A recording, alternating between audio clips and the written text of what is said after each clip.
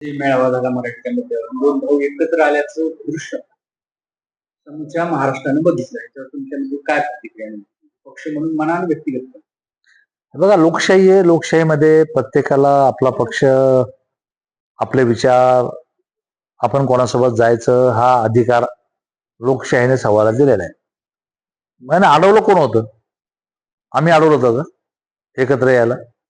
ते त्यांचेच वेगळे झाले, ते त्यांचेच एक होतात. आम्हाला काय घेणं देणं त्याच्यावर? त्याने एकत्र यावं, एकत्र राहावं, आमचं काही म्हणणं नाही, आमचा काही आक्षेप नाही त्याच्यावर. आणि मला मुळात हे सांगायचं की एक म्हण आहे मराठीमध्ये की एका मॅनेमध्ये दोन तलवारी राहू शकत नाही. तर या एका मॅनेमध्ये या दोन तलवारी कशाला दिली? राजकीय दृष्ट्या काही चित्र वेगळं बनलेलं असतं वाटतं तुम्हाला? त्याचा तुमच्यावरती काही साईड नाही, मला असं वाटतं की फार पाणी आता पुलाखालून वाहून गेलेलं आहे, त्यामुळे फार असा परिणाम होईल असं मला वाटत नाही.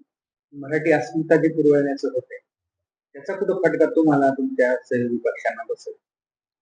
हा, मराठीचा मुद्दा त्यांनी निश्चितपणे घेतलेला आहे. पण मराठी आम्ही कोण आहेत? एकनाथ शिंदे कोण आहेत? किंवा अर्जुन खोतकर कोण आहे? आम्ही पण मराठीच आहेत ना.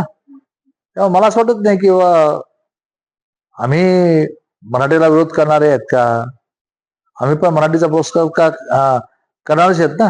त्यामुळे मला वाटत नाही की फार काही याच्यात होईल. तुम्ही हिंदी सक्ती करणाऱ्यांच्या सोबत नाही, तुम्ही कुठेतरी जी रद्द करावी लागली नाही म्हणून त्यांचं कुठेतरी नाही, मुळामध्ये हे शोधलं पाहिजे हे कोणाच्या कालखंडामध्ये घडलं, कोण मुख्यमंत्री असताना यामध्ये या सर्व प्रस्ताव आणला गेला. तर मुळामध्ये ते तपासलं गेलं पाहिजे.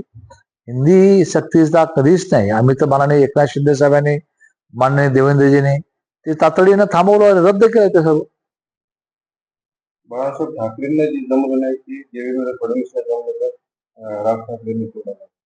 आता भाषणाच्या ओघामध्ये बोलल्या जातं, माननीय शिवसेना प्रमुख असताना दोन भाऊ एकत्र होतेच ना. कालांतराने वेगळे झाले हे मान्य आहे, परंतु आता हे त्यांचं टिकावं राहावं अशा माझ्या शुभेच्छा राहतील त्यांना. एबीपी माझा, उघडा डोळे बघा नीट.